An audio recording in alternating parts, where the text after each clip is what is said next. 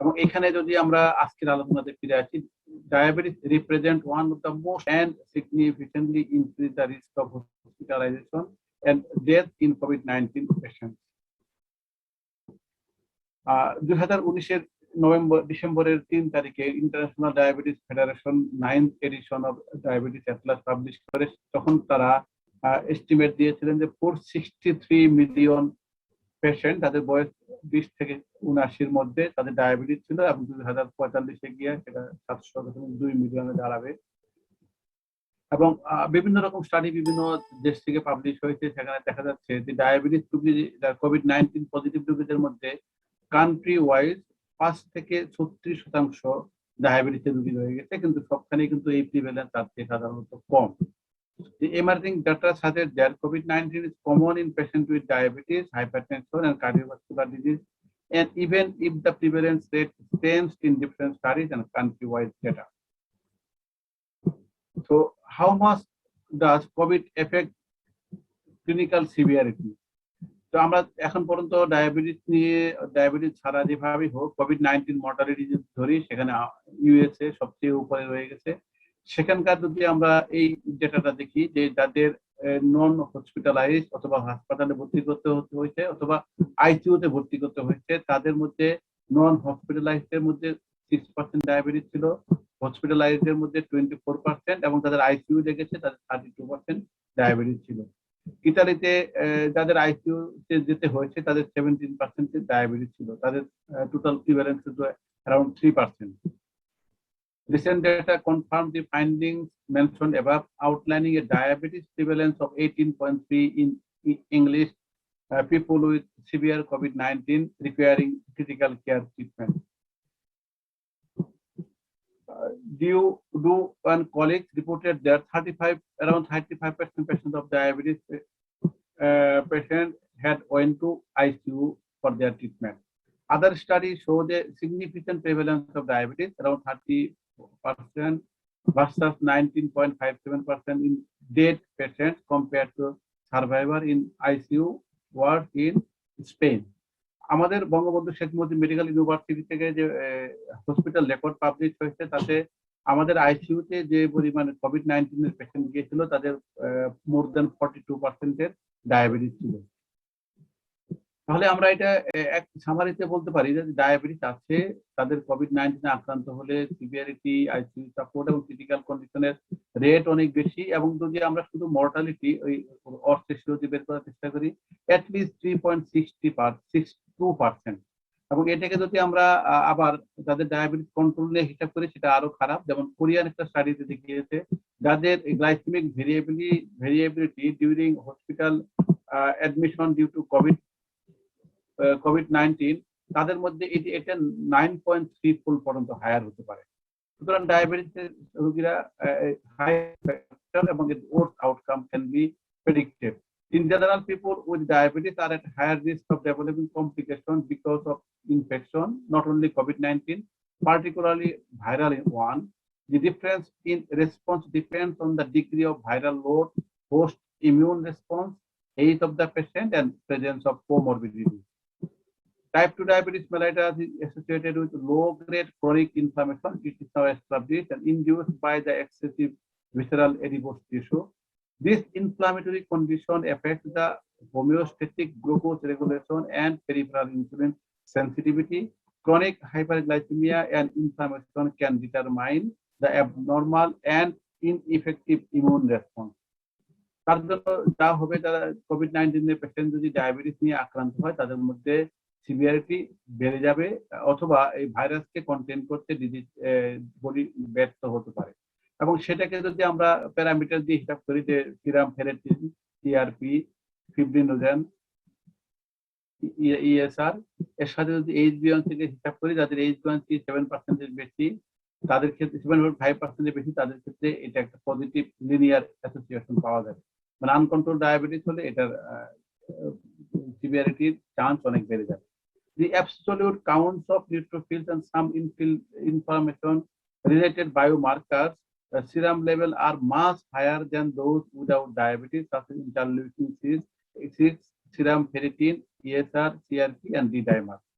Interleukin 6 নিয়ে ব্যাপক আলোচনা হয়েছে। আমরা সাইটোকাইন স্টর্ম শুনেছি, যেটা sudden worsening of the patient and destroying the lung function, এর সাথে সরাসরি রিলেটেড, সেটা কিন্তু ডায়াবেটিসে অনেক বেশি থাকে। Beyond that, the absolute count of lymphocyte, red blood cells, and hemoglobin levels was significantly lower in diabetes group than in non-diabetes. In crucial to outline that the levels of enzymes such as LDAs, hydroxybutyrate dehydrogenase, ALT, and DGT indicating the injury to myocardium, kidney, and liver were even higher in patients with diabetes than patients without diabetes.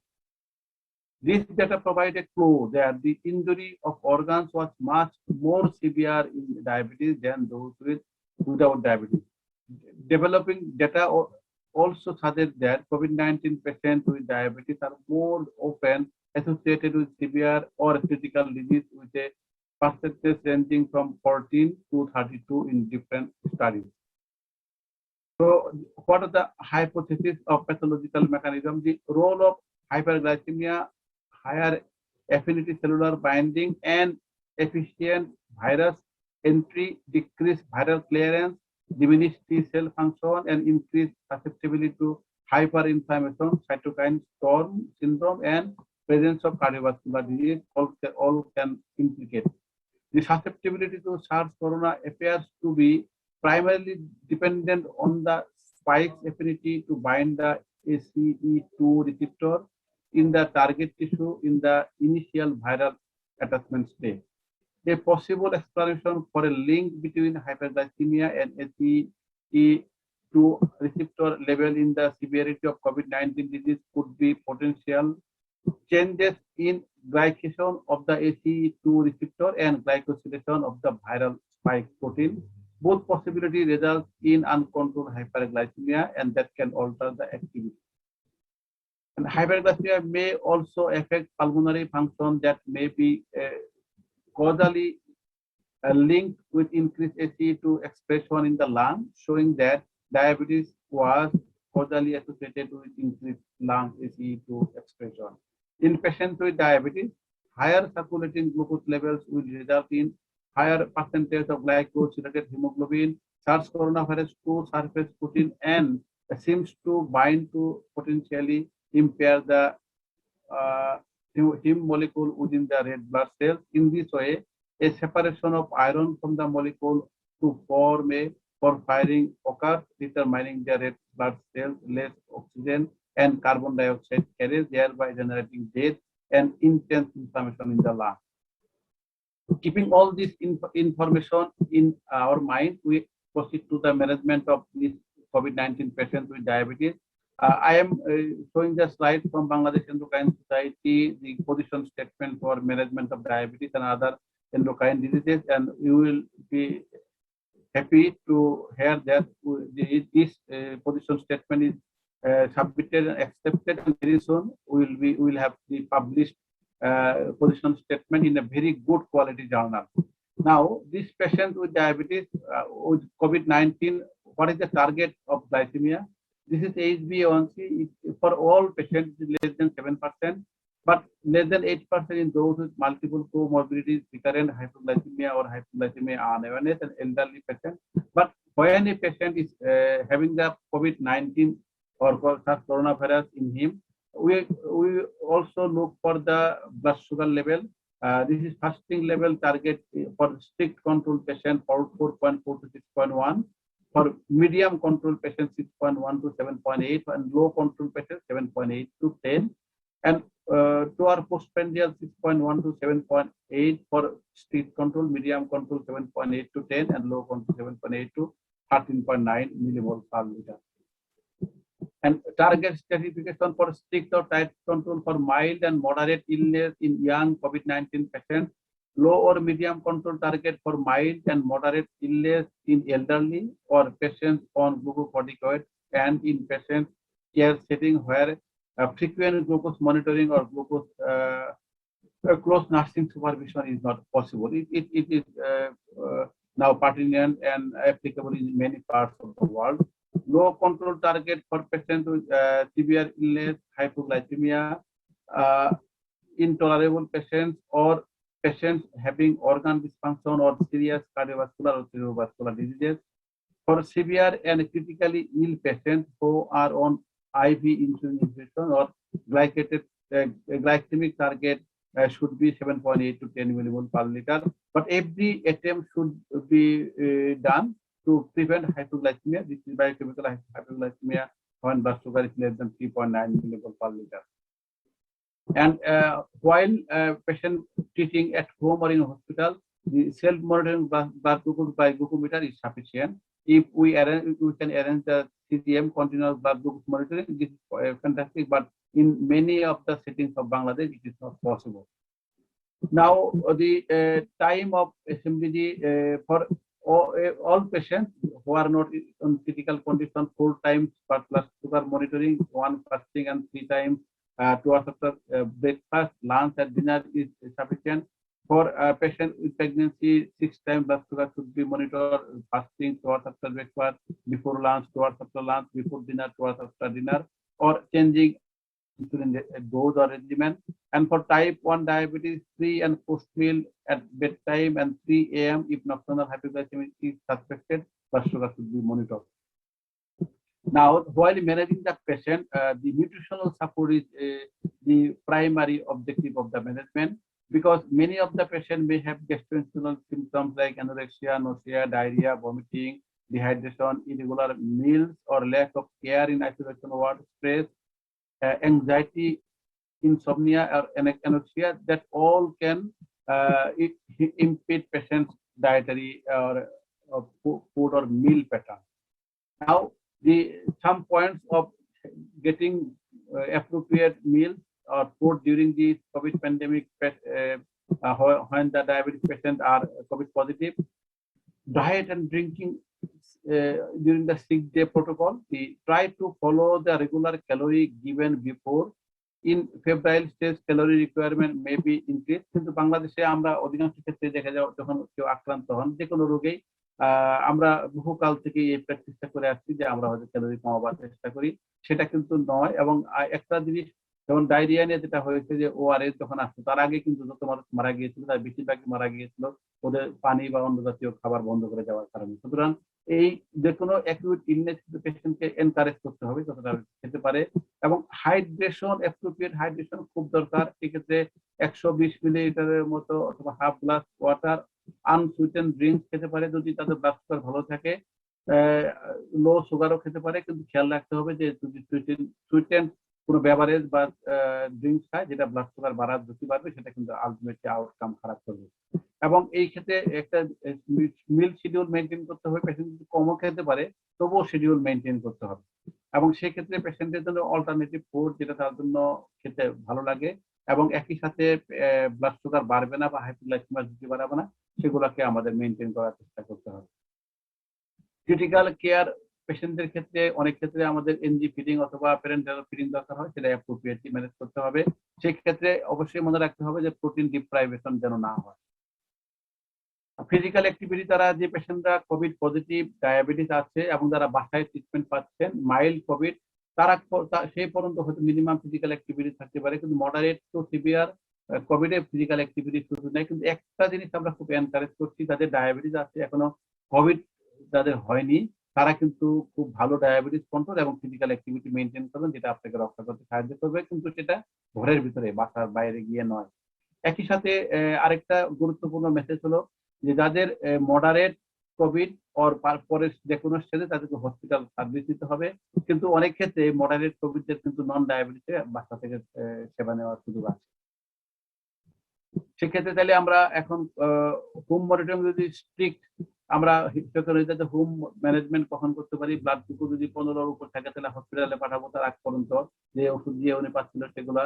তাহলে যদি ketone body পায় তাহলে হসপিটালে যাবে। যদি হঠাৎ করে thirst বেড়ে যায়, ভমিটিং, ডায়রিয়া, অ্যাবডোমিনাল পেইন, অথবা ওনার এই ইলনেসের কারণে 2 থেকে 2.5 কেজি ওজন বেড়ে গিয়েছে, অথবা কনসাসনেস যদি ইম্পেয়ার্ড মনে হয়, কো-এক্সিস্টিং সিভিয়ার ডিজিজ থাকলে, এবং ক্লিনিক্যাল ফিচার যদি আমরা ন্যাশনাল গাইডলাইন অনুসারে মডারেট এবং তার পরবর্তী স্টেজে অবশ্যই পাঠাবো। তার আগ পর্যন্ত we can try to manage the patient at home. তাহলে এখন anti-diabetic agent, oral and parental, এগুলো আমি খুব সংক্ষেপে বলার চেষ্টা করছি। মেটফরমিন তারা খেতে পারবে কখন? যতক্ষণ পর্যন্ত মাইল্ড এবং মডারেট, এবং যদি পেশেন্টদের কোনো অ্যাপেটাইটের অ্যাবনরমালিটি না থাকে তারা মেটফরমিন খেতে পারবে। সালফোনাইল ইউরিয়া দিয়ে যদি ডায়াবেটিস কন্ট্রোল করা সম্ভব হয়, মাইল্ড মডারেট পর্যন্ত দেওয়া যাবে। যদি আমরা সেক্ষেত্রে নিউয়ার সালফোনাইল ইউরিয়া যদি আমরা কনসিডার করি, যেমন গ্লিমেপেরাইড, লাইকেজাইড, সেগুলো কিন্তু হাইপোগ্লাইসেমিয়ার চান্স অতটা বাড়াবে না, কিন্তু ওল্ডার হাইপোগ্লাইসেমিয়া বাড়াবে। কিন্তু তবুও সকল রোগীর ক্ষেত্রে হাইপোগ্লাইসেমিয়াটাও আমাদের কনসিডার করতে হবে।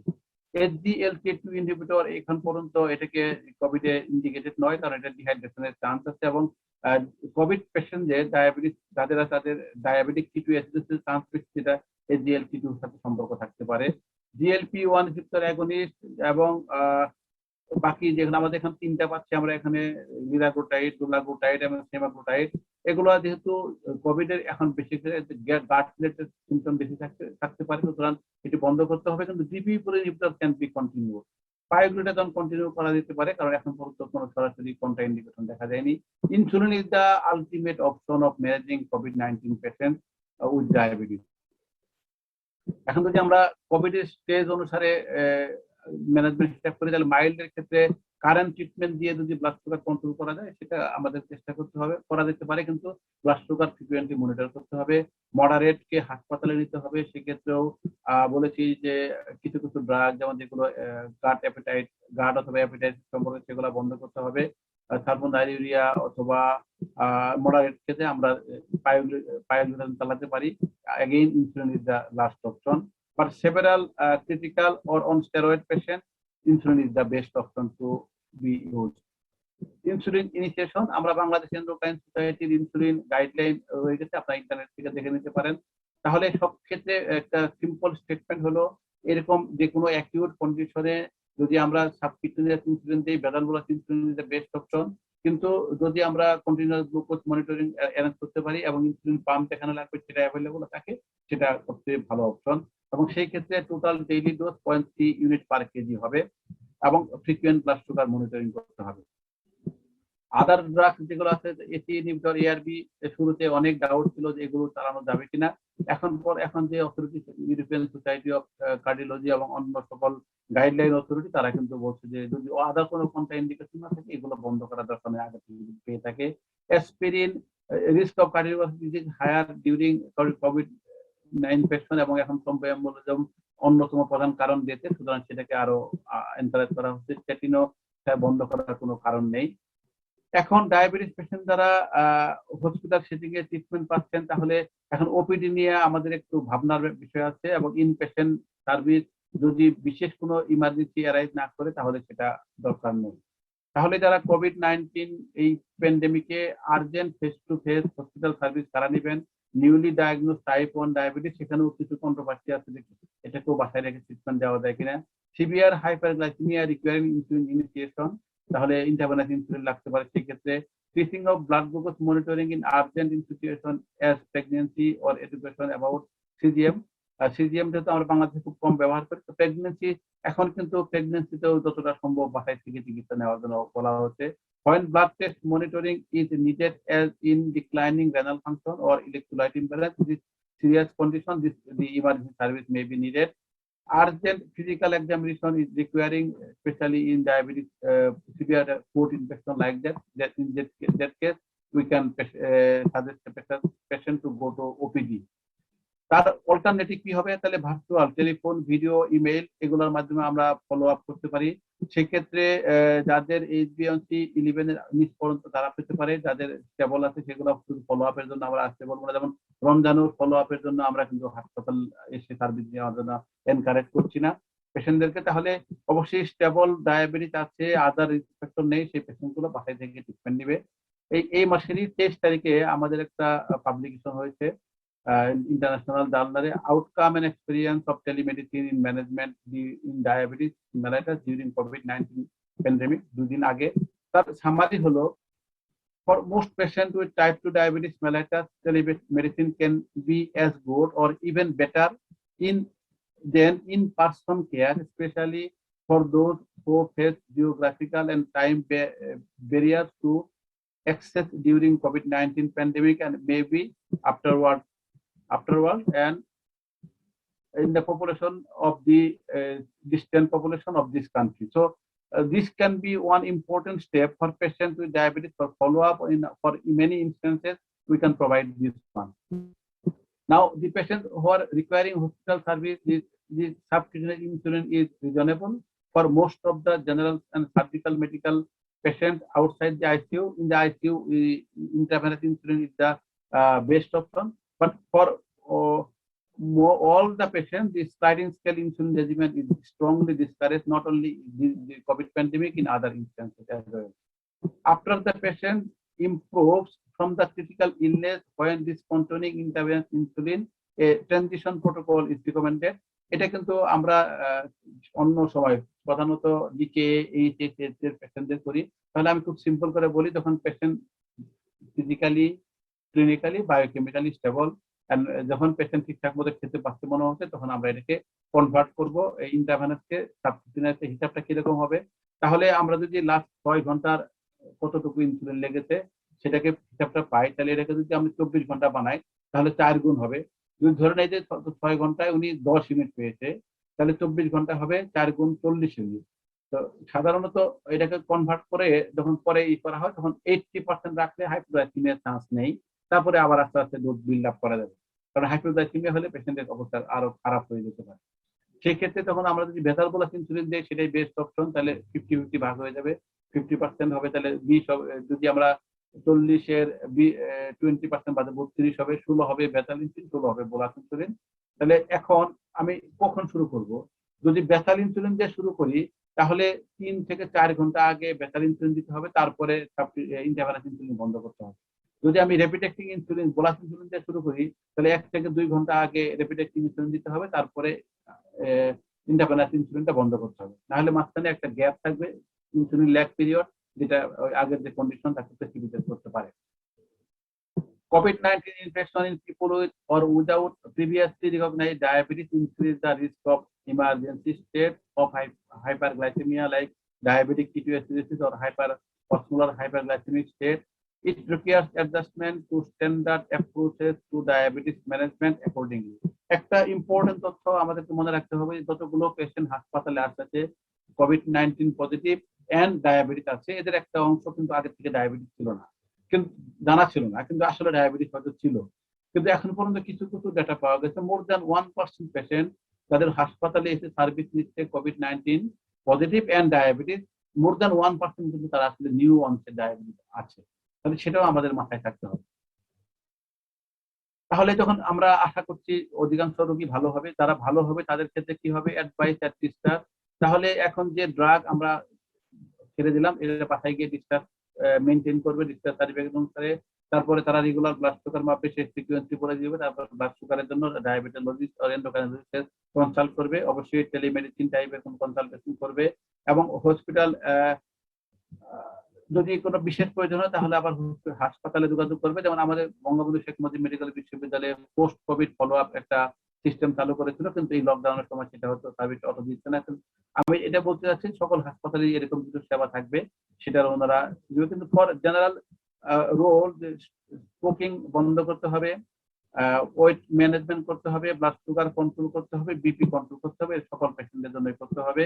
এবং আমি এটা সবচেয়ে বেশি জোর দিতে চাই এখন, কারণ এখন যদি আমরা ইন্ডিয়ার দিকে তাকাই, যে হেলথ সিস্টেম অনেকটা কলাপস করতে বাধ্য হচ্ছে এক্সেস পেশেন্ট লোডের, তাহলে আমরাই কিন্তু নিজেকে রক্ষা করার জন্য সবচেয়ে বড় ভূমিকা পালন করতে পারি। তাহলে কি?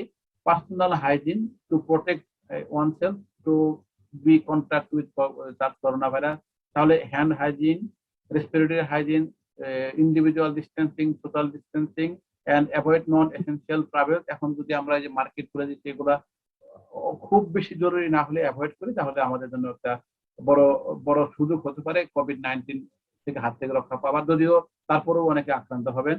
আর ডায়াবেটিসের রোগীদের জন্য ফ্রিকুয়েন্ট ব্লাড সুগার মনিটরিং, এবং যদি অ্যাপ্রোপ্রিয়েট কন্ট্রোল না থাকে তার জন্য প্রয়োজনীয় ব্যবস্থা করা, এবং বাকি associated condition, cardiac disorder, renal disorder, এগুলা মেনটেন করতে হবে। নিউট্রিশন অবশ্যই মেনটেন করতে হবে, এক্সারসাইজ অবশ্যই করতে হবে, এবং ভ্যাকসিনেশন, যেমন ইনফ্লুয়েঞ্জা, নিউমোকক্কাল ভ্যাকসিন সবসময় প্রয়োজন, এবং কোভিড-19 ভ্যাকসিন যারা নেন নাই ডায়াবেটিস কিন্তু প্রায়োরিটি ভিত্তিতে নেবেন।